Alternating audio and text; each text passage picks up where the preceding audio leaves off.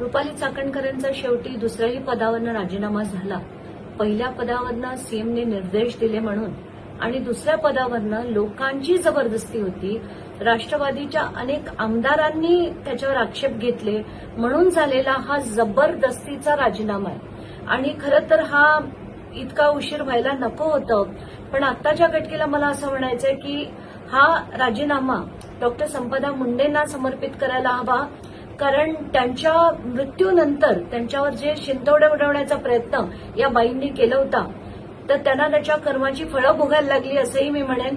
त्यानंतर जितक्या बायकांना वेदना होत होत्या तरी त्यांची प्रकरणं बाहेर येत नव्हती. कित्येक प्रकरणं दाबली गेली. तर या सगळ्यावर मला असं वाटतं की त्याची कर्माची फळं ह्या रुपाली चाकणकरांना भोगावी लागली आहेत. कारण त्यांनी जो मार्ग अवलंबवलाय की खरतांची मदत घेऊन त्या राजकारणात ज्या पुढे गेल्या त्या नक्कीच चुकीचं होतं. हे खरं प्रत्येक स्त्रीने आपल्या कर्तृत्वावर पुढे गेलं पाहिजे.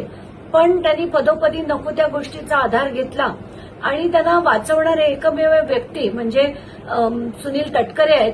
तर हे सगळं लोकांचा विरोध होत असताना, तीव्र विरोध होत असताना पण जे पदोपदी वाचवलं गेलं ते सुनील तटकरेंनी वाचवलं, याच्यात काहीच शंका नाही.